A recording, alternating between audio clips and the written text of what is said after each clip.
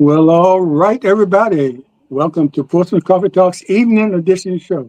I'm Slim Overton, and I'm here with host moderator Leah Drake Stitt and co-host Thomas the Colonel Chapman. And we have some special guests with us tonight, and we appreciate them agreeing to come on. They've been on before, but we're glad they're here to give us an update. And Leah, I'm going to let you introduce these two Well, gentlemen thank you so because very I know much, they're Sam. very close to your heart there. Yes, both of them are very close to my heart for a Yes. number of reasons. But tonight, Portsmouth Coffee Talk is excited to have as our guests two great men, Dr. Cardell Patillo and Dr. Elie Bracy III. Now, Cardell is the chairman of the Portsmouth School Board. Dr. Elie Bracy is the Portsmouth Public School Superintendent. For those of you who may not know, and you should know, because they have been doing a fantastic job as a team. Dr. Bracy, I want to tell you a little bit about him. He is president of the Urban Superintendents Association, which is made up of more than 150 superintendents in both the United States and Canada. He has also been named the Superintendent of the Year, and we applaud you, Dr. Bracy. Dr. Cardell Patillo is the executive director of CEP at Mile High Kids and Community Development Incorporated. He's also the president of the Virginia School Boards Association. Now, Cardell, is this the first time we've had a Portsmouth person to be president of the Virginia School Boards Association? No, we've only had one more, and that was Elizabeth Daniels. Elizabeth Daniels, okay. But also, he's been appointed to the board of directors for the Consortium of School Board Associations. And his goal on that board is to ensure that school boards across the Commonwealth have the resources needed to provide quality education. And I'm just so excited to have both of you on tonight because Portsmouth School System seems to be on a very high trajectory now, and you see such great things taking place here in the school system. So I want to start with you, Dr. Patillo. Serving in your capacity as president of the School Board Association, you've traveled to over 20 schools, districts, and you've taken away something from each of these visits. What have you taken from these visits which will enhance the Portsmouth Public Schools? Really, I'll say simply it's been advocacy. No matter where I go, from Southwest Virginia, North, Central, back down through Tidewater to Eastern Shore, we all have the same needs, just on different levels. And that need is definitely having schools fully funded by the state and localities. All school divisions are doing some great things. Portsmouth is doing some great things. Go to Wise County, they're doing some great things. But we all need that additional push and assistance on a state and federal level to put us where we need to be. Namely, when it comes to school construction and modernization, all of us have schools that are between 50 and 70 years of age, but we're teaching in a year 2024. So those are things that definitely need to change, need to be upgraded, and we need funding for that as well. IDEA, funding of special education. Right now, education is funded by the federal government by maybe around 45 to 50%, nowhere near where it should be funded. So we have students with special needs that need that additional support and the resources to do it. So no matter where I go across the Commonwealth, all the needs are the same, just on different levels. Okay, and for both of you, you recently broke ground on the Portsmouth Advanced Career Education Center. Can you share what will take place at this center? What is the projected date for the center to start? And what is the criteria for attending the facility? Okay, all right. I'll start with it. Well, of course, you saw where we had the groundbreaking, and we're looking at right now the projected date to open is the fall of next school year. So that's where we are right now. Of course, we'll know more once they actually get started with the work, and the contractor will keep us posted on that. But it's called our PACE Center, which is the Portsmouth Advanced Career Education Center. And in that building, we're going to house building trades, which will consist of masonry, carpentry, plumbing, and electrical. Just to name a few of the the programs. We're also going to have welding and auto tech in the CTE, in the PACE Center as well. So we're really looking forward to that, to be able to have those designated spaces in there that where we focus on safety and electrical and ventilation requirements. We're working with the city along with this to get some of the permitting taken care of so that we can begin the actual construction now and renovation of the building. So in case you don't know where it is, it's the old DAC Center, and it's located right behind Bon Secours Hospital. And And go ahead, Dr. Patillo. Go ahead. You mentioned about criteria. That's the great thing about having our CT in-house now, that all students will have an opportunity to participate in these trades and in these classes. We value our partnership with TCC. We've always valued that partnership, and we always will. But the difference is that now, instead of having a selected number of slots available to us through TCC, this will now be open to all students who want to have an opportunity to participate in these trades. And that was most important to me and the board as well, is ensuring that students who did not see college as their next step, that they had the opportunity to be certified in a trade and make a great living without having to go to college. That's what we need. We need to increase our workforce and expand our workforce within Portsmouth and also Hampton Roads as well. Wonderful. So I know everyone is talking about it, and we're looking forward to that taking place. I know in my short tenure on the school board, I was pressing them to buy the Old Pines, because the Old Pines had that already set up there. And I thought that if we could have gotten it there, we could have gotten started. So I'm just so excited to see you all to bring this to the table. And I think having this program also will help to eliminate some of the problems, some of the problems, disciplinary problems we have in the school, because you'll be engaging the youth into something that they're excited about and something that they can see that they can earn a living from. So I want to applaud you all and applaud the board for bringing this to fruition for the city of Portsmouth. I think this will be a great thing for the city. Now, the next thing, and I'm not going to, my co-host, I'm the moderator, but Colonel, you're always welcome to jump in whenever you see fit. Okay. Oh yeah, I got you. Go ahead, Colonel. Okay. Yes. Oh, Dr. Bracy. Yes. So, I'm a believer. I'm a big supporter of CTE, but this is the election season. So, as a superintendent, and if Mr. Trump somehow takes this election and gets rid of the Department of Education, how does that affect our kids? Well, theoretically. Well, that's an interesting question, because I got them good. Yeah, it is. If he takes away the Department of Education, then I'm sure that there are going to be some guidelines as to how we function at the state level. Because right now, with all of that, I'm not sure, because we depend on the state at the federal level for funding as well as the state level. So it'll be interesting to see how that works, because there has to be funding from those two levels for us to be able to do what we need to do, because at the city, what they do, they supplement what we don't get from the federal and the state. So that's going to be an interesting possibility that we would have to consider. But right now, we're just focusing now on where we are, and I hope we don't have to think about something that is totally out of character of what we would normally do. We would need guidelines in order to figure that out. So I'm still scratching my head on that one, but we'll do what we need to do in order to make sure that our students can get what they need. Yeah. Looking at Project 2025, guidelines are basically almost there. They're vague, but they want to block grant the money coming from the old Department of Education down to the states. And then since we have this Confederate governor, they will siphon off even more money to these private schools, the charter schools, basically K through 12, and actually gut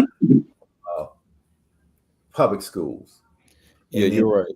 they will gut it. And then people need to understand when they mean gut, that means getting rid of all the programs that you discussed earlier, because there's not, the city will not be able to do that makeup piece to keep these programs going.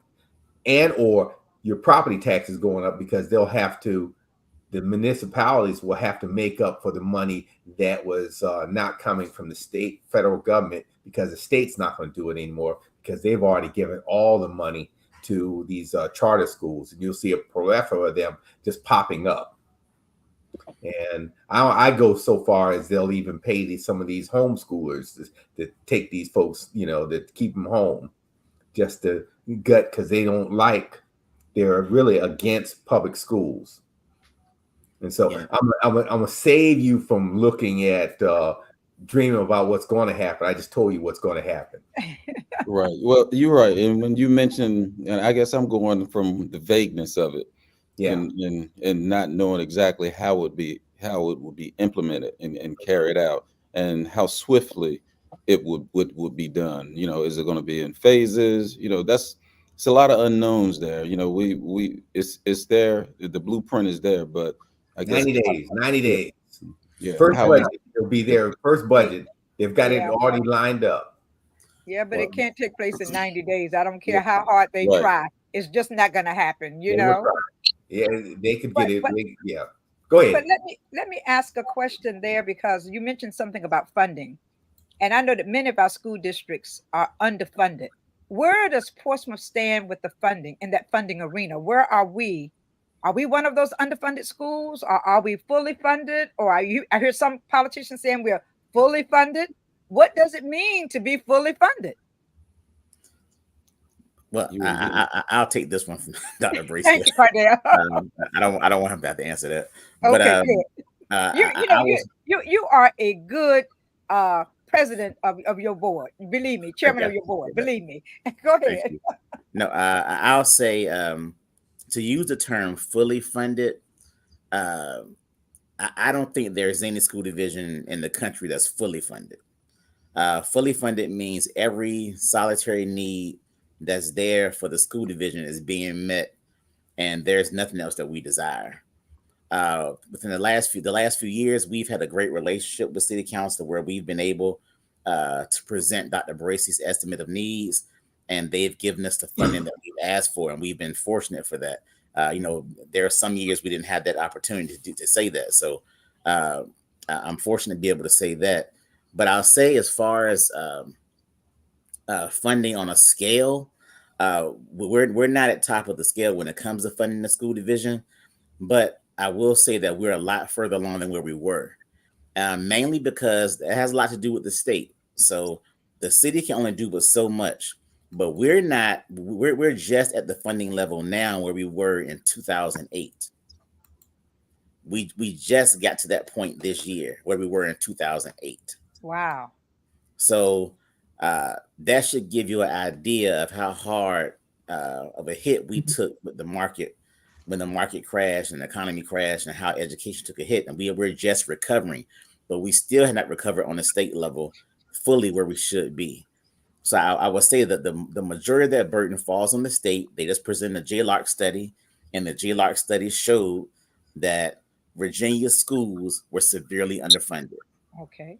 And now they're meeting this week in their joint subcommittees, to figure out how they're going to change the funding schedule and the funding process for school divisions. And that's not just a Republican or Democrat issue. Both sides need to step up and do what they're supposed to do when it comes to funding public schools. One thing that I hate is politicizing public education. Yes. Because neither side has been stellar to me when it comes to funding public schools. So I believe they need to step up and do what's right by public schools based on the JLARC study, to ensure that all schools have the funding they need. Just for an example, I visited Fairfax area. Fairfax will receive like an additional $300 million if they met the needs of the JLARC study. So Portsmouth will have a huge increase in funding from the state that will also lessen the burden locally on our citizens and taxpayers. Mm-hmm. But right now, because our funding from the state is the way it is, we're having to ask for additional funds from the city every year just to meet our basic needs, not our goals, but to meet our basic needs. Wow. Well, I'm glad to hear that because I hear it so often in some of these political debates. It comes up how the schools are fully funded, and I always want to know, how is the school fully funded? I mean, what are all the needs being met? Or a portion of the needs being met? How do you describe it? But no one can yet describe what they mean by fully funded. So I appreciate the answer that you just gave. It's interesting you asked the question, because even right now, we just completed a compensation study to see how the funding is for our teachers and our staff. And based on the funding study, we've been doing great by producing raises every year, but we're still off, by about 9% when it comes to salary for teachers and 7% for salary for other staff. So that's a need we're going to have, that we're going to ask City Council for to meet that need. Not for, far-reaching goals, but to make sure that our staff is being treated fairly and they're being compensated properly. And that we can keep our staff in Portsmouth where they belong. And I'm telling you, teachers who teach in Portsmouth, they're here because they want to be here. Exactly. Because you can easily go across any city line and get paid more money. But if you're in Portsmouth because you want to be, and even those that leave, they always say, "Now I miss Portsmouth because it was more like a family." So now it's time to start treating our family correct and properly and pay them what they're worth. Exactly. And that while we're talking about staff as well, we know that most of our schools are understaffed. We don't have the number of teachers that we need in the schools, and we have to compensate by having subs and individuals in to work the classes. But recently, through the assistance of President Pro Tem Senator Lucas and House Speaker Don Scott, you were able to secure 41 teaching licenses. And you recently signed those contracts. Am I correct? That's correct. So where are we now as far as our teacher shortage in the Portsmouth Public Schools? Well, we still have a shortage. If you look at the teacher positions itself, we probably are somewhere around the 25 to 35 actual teacher positions. And we have those classrooms covered. We have long-term subs in there that have been with us a number of years, and we have teachers that we bring in through virtual to work with our students. They come in by way of a screen, and then also comes through on the students' Chromebooks. And even with the teachers that we have that are long-term subs, they've come back to us. And before we look at those teachers, so those substitutes that come back, we look and see how they performed, with our students last year. What was the SOL scores like? How well did they interact with our students? So we try not to just have a body in there. We want to make sure that we have someone there that's going to be beneficial to our students. But I think with some of these efforts that you mentioned with the local teacher license that we now have, that will definitely help us a lot, because a lot of those that fit that bill with the local licenses, they were some of our long-term subs who had degrees that we could bring in and work with them for a year, and they will be eligible for a provisional license. So that's something that's definitely going to help us. Hope it continues next year to bring in teachers on a local license, and also, if needed, it'd be nice if we could get an extension of some of those that may need another year or 6 months to get to the provisional status. So we're going to continue to work all these different avenues to make sure that we have the best representation of instruction in front of our students. Wonderful. And I want to ask also, as we're getting our teachers in place, we're getting our students in place, how are we as far as accreditation? Because you got a lot of rumors out here. People spread a lot of rumors about Portsmouth schools and their accreditation. I want them to hear it from the both of you, as opposed to the naysayers who are out there passing all of the wrong information. Well, as for the accreditation, that has the official results will be coming out soon. Now, pass rates came out. That's something that came out maybe a couple of weeks ago, and we saw improvement in all of our areas, all of our content areas. From reading, math, the history, and science. all of it increased, and we're very pleased with that. We saw a significant increase in our writing scores. That jumped maybe 15%, and also part of the accreditation process is now chronic absenteeism plays a role into that. So the school year before, school year in 23, we were 32% chronic absenteeism rate. So we finished this past school year, we were at 18%. So that was an area that we focused on to make sure that we could capture those students that actually weren't in classes, to get them back in, to get the instruction that they missed out on. And we were able to recoup that and get those numbers down, because we all know if the kids are not in school, they're not going to perform well on those SOLs. So we made a conscious effort to go out and find those students. Well, we could identify them, but we made a conscious effort to go and get them back into schools. We did after school tutorial with them to make that time up. In some schools, we did Saturday schools to bring them in to capture some of that seat time as well.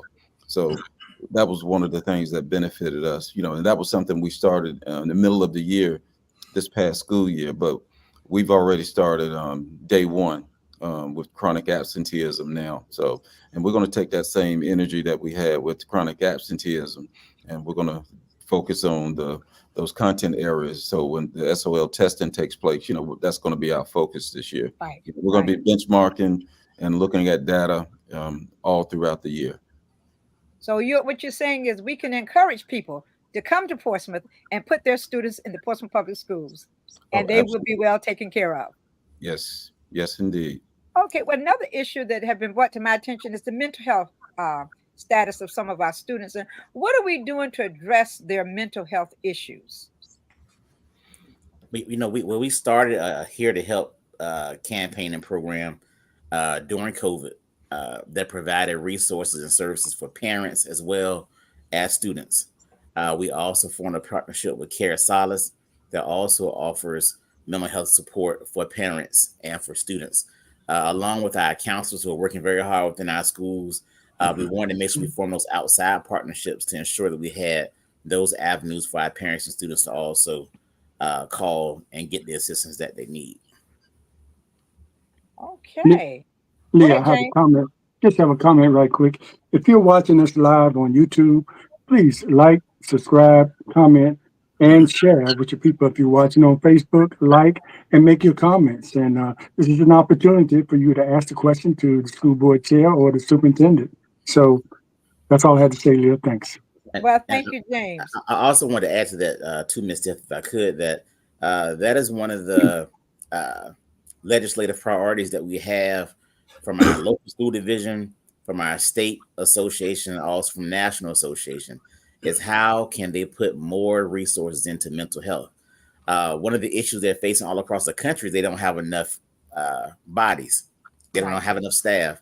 The companies are short staffed, and it's hard to fill those positions as needed here on the local and community level.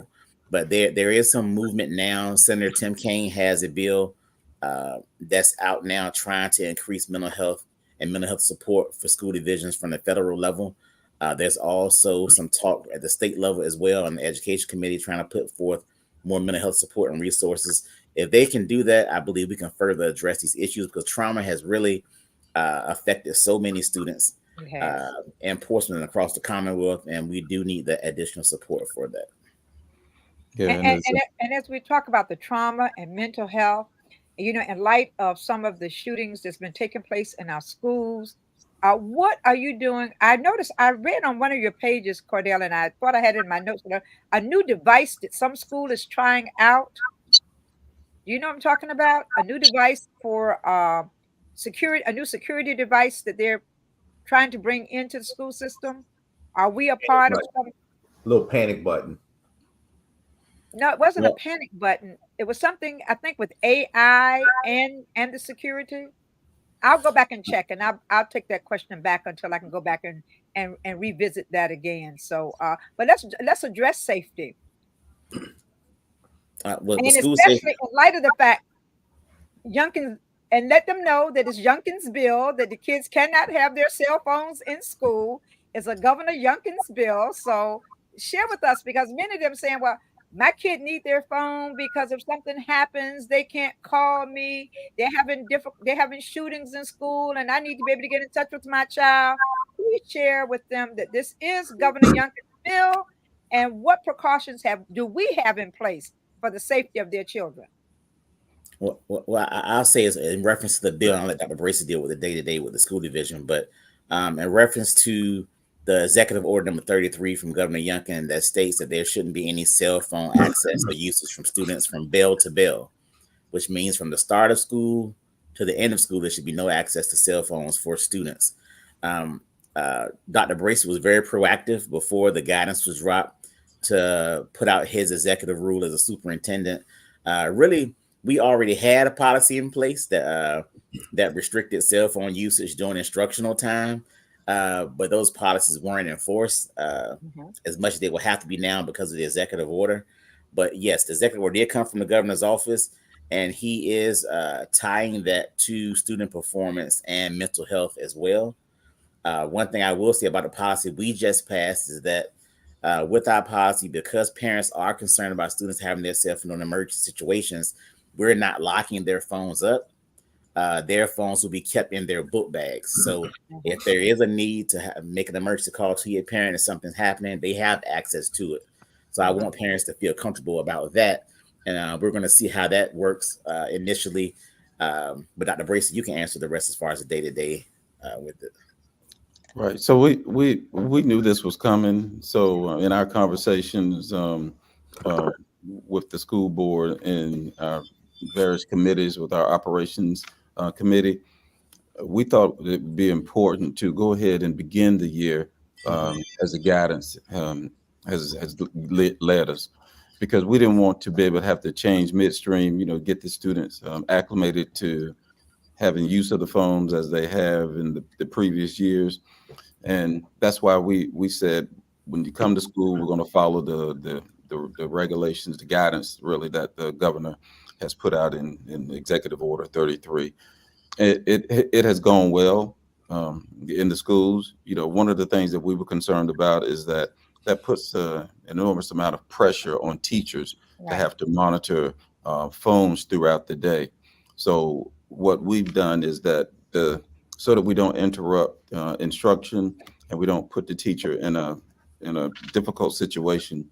If they notice a student that has their phone out, is using the phone, they will make administration aware of that at the end of the period, and then the administrators will deal with the student and address the student, and that way the teacher won't have to be involved at that and won't have to interrupt instruction. So that's one of the things that we've done. So the difference is, as Dr. Patillo mentioned, it's bell to bell. So when you come into the school, you can't use the phones. There's no more, as we exchange classes, you can use it, not even in the cafeteria during lunch.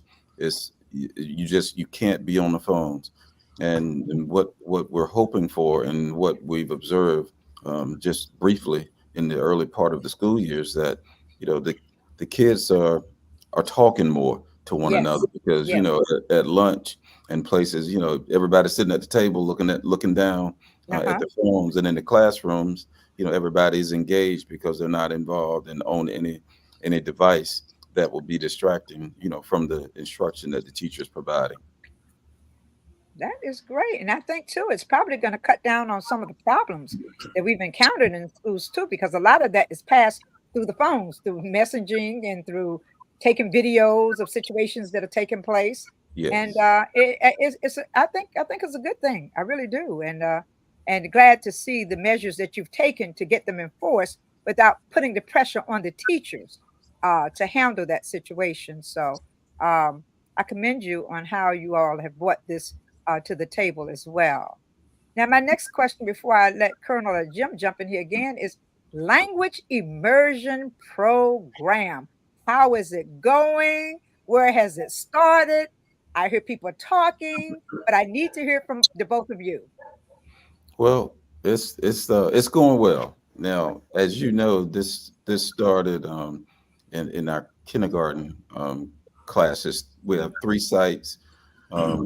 We have Brighton Elementary School, Simonsdale Elementary School, and what's the last one, Dr. Patillo?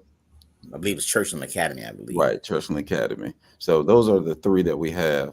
Now, as you can imagine, this is maybe the 3rd, maybe 4th week of school, and we're talking kindergarten. So right now we're still getting students, those kids acclimated to, being in line, being in groups, just the basics Yes, of kindergarten. But now in doing so, the teachers are instructing them in Spanish, so it's the 80-20 model. So 80% of the language that's spoken is in Spanish. So we do have that 20% in there, but that's the model that we've selected. But if you go into the classroom, you can see the difference in the classroom. We have all the materials up in the classrooms with the Spanish languages. You're gonna learn your alphabets, your sight words. All of that will be in Spanish. So we have the teacher and the instructional assistant in there using Spanish as that first language. So it's quite interesting to see it taking place. I mean, we're really enjoying it. And the thing that was special about it is that, it wasn't just for those parents that were housed and zoned in those areas. This was open division wide. So if you lived in the Hodges Manor area, but you wanted your kindergartner to be a part of it, we had a application process that we had them go through in order to participate. And all the slots were filled. And, we're excited about that. And the thing about it, this cohort will follow each other, through the rest of their elementary school. So we're talking kindergarten and all the way through 6th grade. They will be together in that elementary school. So I'm just, can't wait until, but I don't want to rush the time.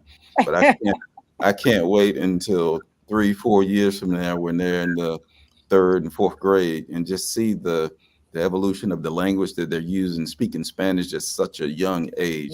That's going to be something that's going to be very special. And I know we're going to make sure you see a lot of that because we're excited about it. But in its first month, it's been going great.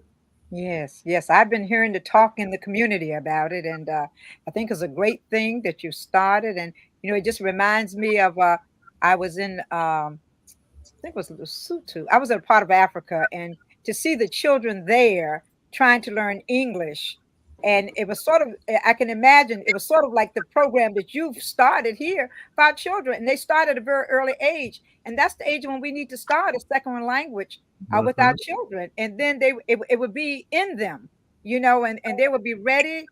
We are living in an international world now. We're the only country who think that you're only supposed to speak English.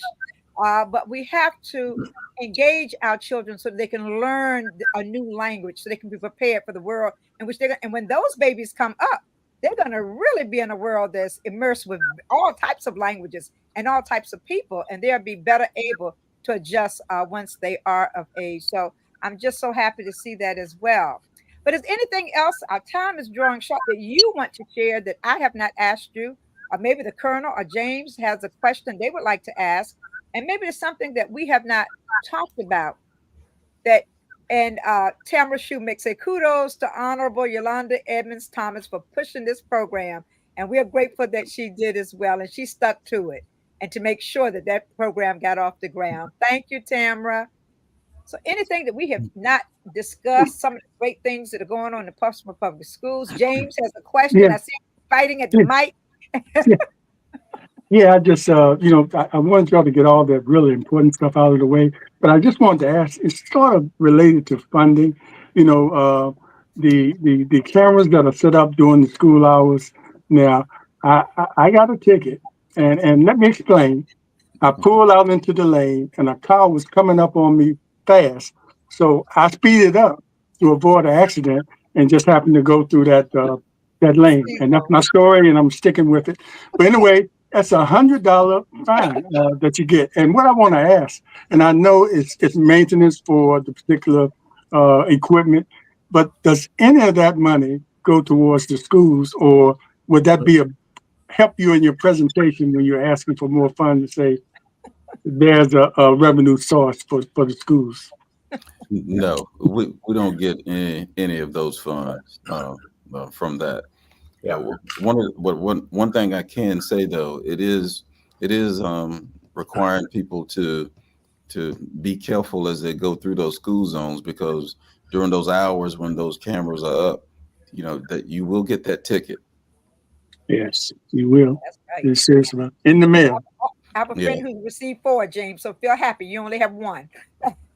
Well, and when you mentioned that in reference to the tickets, one thing that I've really been pushing for, and we're going to formally request is as of right now, the school division, nothing is earmarked for the school division when it comes to additional funding coming into the city. That includes casino funds or anything else. And I believe any additional funding that the city receives should have a portion earmarked for public schools. Wait a minute, let's back up, Cardell. Are you saying that none of the casino money is earmarked for Portsmouth Public Schools? No, nothing is automatically earmarked. Now, we can ask for some, and we can ask for funding of different priorities, and they can decide to give it to us, based on their funding that they have available. But there isn't anything that's earmarked for Portsmouth Public Schools. In Bristol, they have a great partnership where they have funds earmarked for Bristol public schools and the community around them for money that are coming in from their casino and hotel funds to go to public schools. Today, we had a presentation from Henrico County Public Schools where they issued a meal tax in Henrico. And through that meal tax, they received over $300 million in additional school funding just from that meal tax and entertainment. So I believe there are definitely ways and avenues that the local government and school division can work together to bring in additional funds so that we're not having to beg and plead for money at the end of every year. We don't like doing that, and I'm sure some city council don't like having to do that as well. And it becomes a political issue when you do that. And I hate politics being thrown in the public schools. One thing, it doesn't matter where your political affiliation is. We should all want what's best for our children, ensure they can have the necessary resources to be successful. So those opportunities are available. It's just going to take creative thinkers to come to the table to bring those things to fruition. And that part of the politics can come on the citizens, the voters. Often we ask certain questions when people are candidates are running, but there are certain things we don't ask. We don't ask for it. We don't ask for it, we're not going to get it.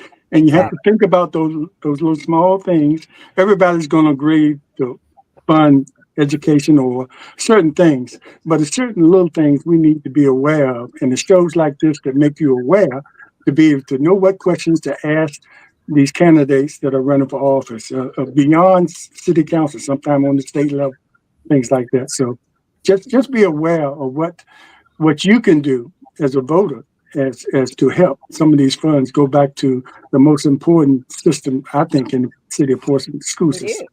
It is the school system. Colonel, I see you. Yeah, it's interesting. We went back and we're looking at the finances here. And you'll look at, and I'll go back to the lottery, and you see the signs I've given back. They've contributed $8 billion or so many $1 billion have returned it back to the state of Virginia, what has been supposedly allotted back down to the municipalities, school boards, But what is in all action is that money, as it comes back to the school system, it has allowed the state to not put in that share that they should have put in, and it's not over and above. And then so it's a wax on, wax off kind of situation with that. And Cardell, that's what you were just talking about. If you had something set up, say the lottery gave 5% of the whatever, it would say, especially with some of the politicians on the board, would say, okay, that's 5% I ain't got to come up with, and I can use that somewhere else. So we have to watch out how that works out because having been in, say, in the state of Georgia, when the lottery first got down there, 100% went to the school system. And that's how they funded the Hope Scholarship. So if you graduated with such and such, honors and from high school from a state of Georgia, you could go to college down there for much of nothing. But then the politicians got a hold of it and says, oh, all this money is going out here. So they start siphoning it off. And then so there wasn't enough money to pay for all the kids that got these scholarships. And then so they tightened up the scholarships and said, well, if you got a B or you drop below this certain GPA, then your Hope Scholarship was gone. And so that negatively affected most of the kids who were getting the Hope Scholarship. And so we have to watch out how we do the wax on, wax off when we do this extra money kind of thing. And so you have to look at who you're voting for. It goes back to who voting for and how they write the legislation and who the appointees are that these governors and people put in office who write the regulations and what they do to us out here. But I want to go back. Go ahead. I just wanted to say also that I don't want to put so much of the pressure just on elected officials. Mm-hmm. There are commissions and boards in our city that's so important, mm-hmm. but they don't realize how it really impacts schools. And I give you an example. We have a planning commission, and they're building new homes mm-hmm. behind the casino, behind Victory Crossing. Which board or commission came to the schools and said, hey, how's this going to affect? Exactly. Mm-hmm. And what impact is it going to have on the school district? So you're building homes, but we're still in the same school buildings that are overcrowded. So where are those children going to go? So what we had to do is we had to purchase another additional trailers this year in order to make sure we have room for students for that area. Never thought you'd go back to that. So it's not just the elected officials. We need our citizens to step up and serve on these boards and commissions that have a heart and a mind for the city as a whole, which includes public schools. Exactly. Our city is only going to grow as our public schools grow. Exactly. Yeah. Exactly. Well, Cardell, it's interesting because when I was stationed in Texas, and I was there 3 times, when a builder came and says, I'm going to build this big 100-unit subdivision, before he could get his plans approved, he had to come up with a plan to have what percentage of this cost and now and in the future am I going to give to the school system. And you had builders actually build elementary school. They had to build an elementary school and then put money into another high school so they can take care of this population growth in this in the city. And that's all across, down in San Antonio where I was stationed those 3 times. All right. And so we probably need to look at that, but then you have to have some folks on city council too. They have foresight to actually think of that, have the bandwidth to think of something like that to go down that road in the planning commission or whatever. So, but I'd like to get back to Dr. Bracy. And you talked about the SOLs and the accreditation. I think that. And so when I look at the SOLs, is there anywhere in the SOLs that actually measures critical thinking? No. No, nothing specifically in there that has that line in there. No, it's all embedded in the test that they give. Mm-hmm. Yeah, because I always said, when we went to the SOLs, when George Bush passed that, and with Senator Kennedy with the Leave All the Children's Act Behind Act, that was the birth of the SOLs, and it sort of killed. We start teaching for a test, and that was a downfall of critical thinking and for K through 12 education in this country. And I think we're suffering from that today, across the industry and the enterprise of of education. And so I think we need to get back to it. But is there, I also asked, since you look at these matrices, those who are homeschooled, do they have to take the SOLs? And what's the difference between their SOL testing scores and my partners in kids in public schools? No, they don't have to take the SOL. No, they have their own independent achievement model or measure that they have. So they're not bound by the same scores as our students are, or any students that are enrolled in public education. How about charter schools? No, charters are tied into the school division. So some of that varies depending on the level of the charter school. If it's some charter schools, it depends on the grade levels. But if they're within the public school and in those tested areas, yes, they would. Mm-hmm. Yes. Good. And I sort of knew that answer because, when I was my last job in the last 4 years in the Army, I ran the healthcare recruiting piece for RTC, or Cadet Command, for the country. And when we also had, or the Army has this thing where we looked at test scores and everything, and looked at those folks that go to their homeschool versus public schools and charter schools.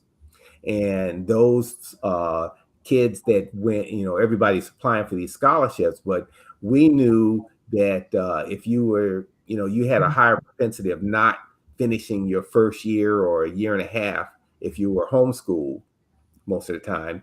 And also with some of the charter schools too, that that curve of success was bent versus our public school folks that had real competition and used to dealing with a broad base or a section of society that had a higher chance of succeeding. And so we were more apt to give them our scholarships when I set those boards. And do you keep statistics on the success rates of those three demographics? We do. Mm-hmm. Yes, we do. Our accountability person that's over our testing and accountability has that information. So which one of the three has a success? Which can you say that? ABC? Yeah, not off the top. Okay. Yeah. I'd want to be sure of it. Yeah. Okay. I ain't gonna put you on it. Okay. That's good.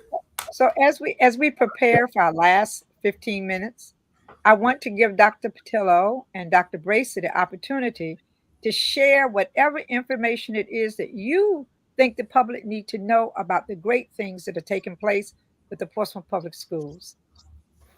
Okay. Well, one of the things that I want to share is, I know we talked a little bit about the retention of our teachers and salaries.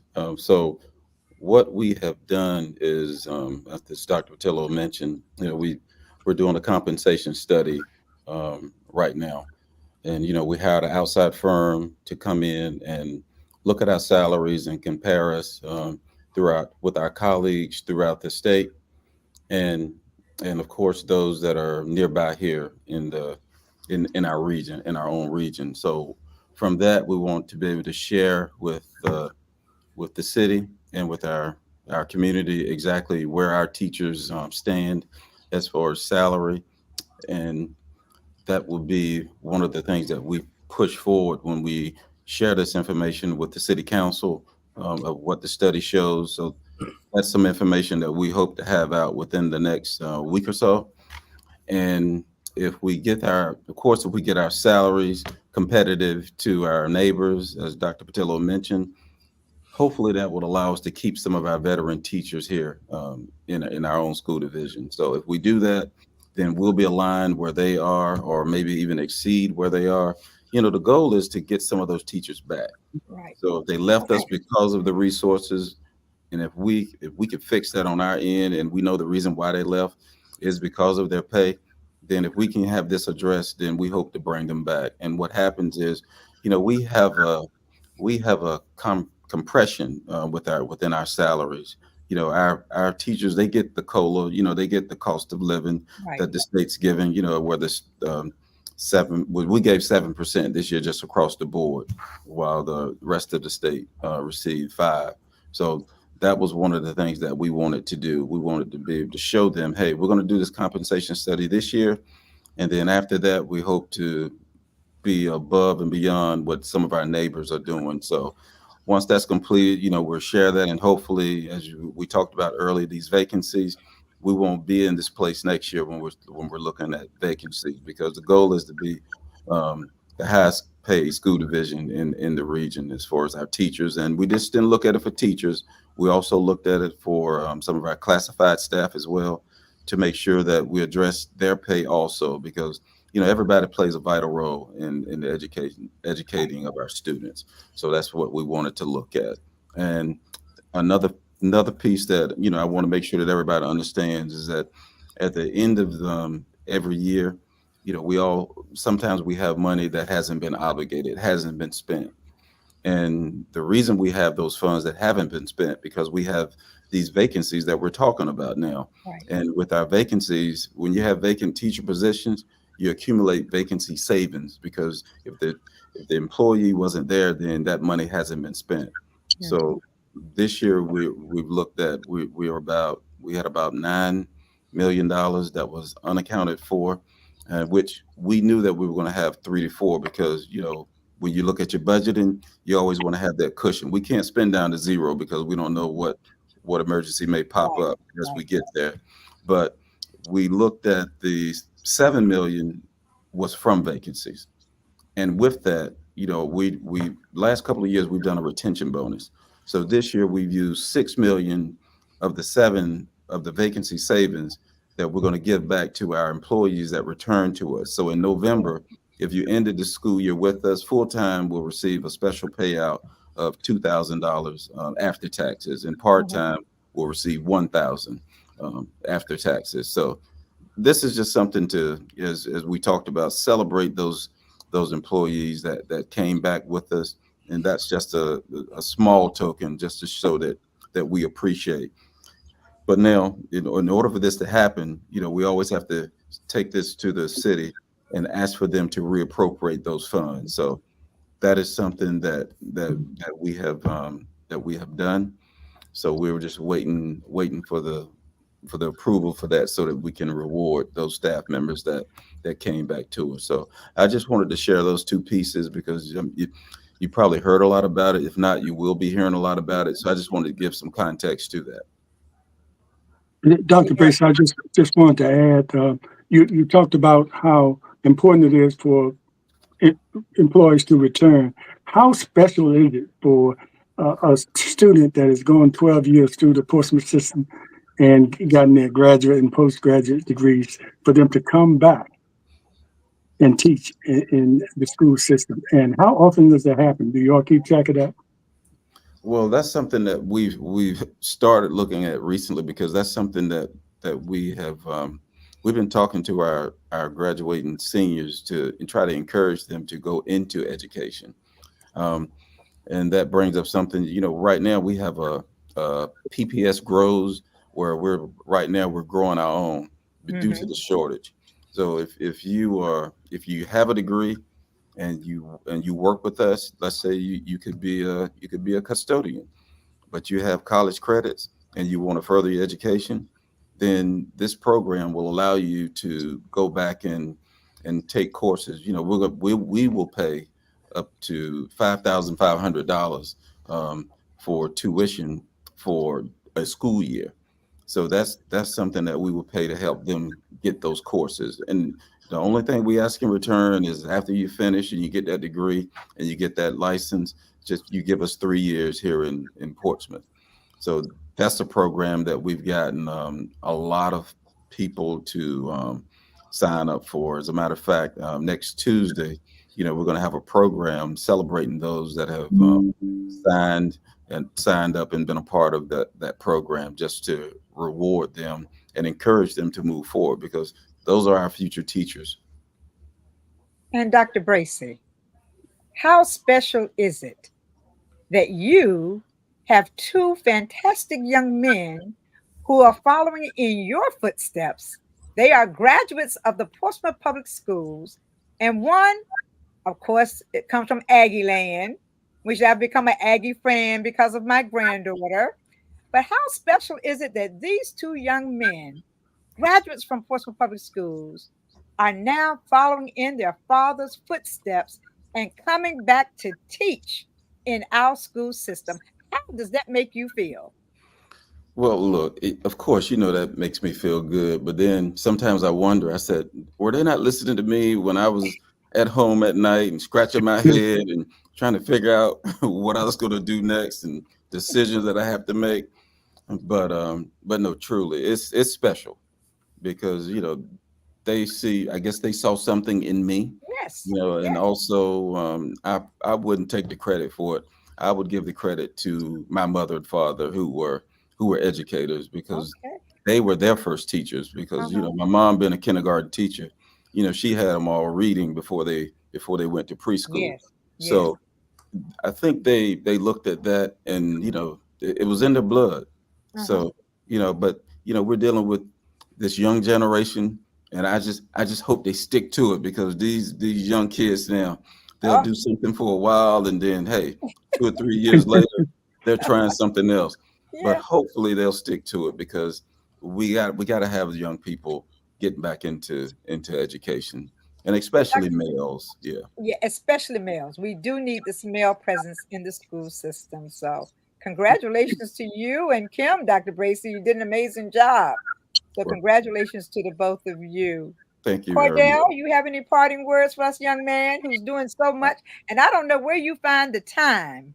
Mile high president of this, on the board of this, on the board, chairman of the board. How do you find the time, Cordell? I'm not sure how I found the time, but I'm enjoying it. I love advocating for education, public education, and for students. I just want to say that the success of our school division is definitely nothing. If there's anything the board can actually take credit for, that's our superintendent and our staff, Yes. uh, and the hard work they put into it every single day. Dr. Bracy mentioned the PPS Rose program and how we're investing into our staff, trying to get them certified and become certified teachers. That's a highlight for me. Um, and if I have to say one thing is that Portsmouth is a family, and we want our teachers to come back. And with the compensation study that we've put in place and the results that have come back, it will place us to be one of the highest, if not the highest paid school division in the region.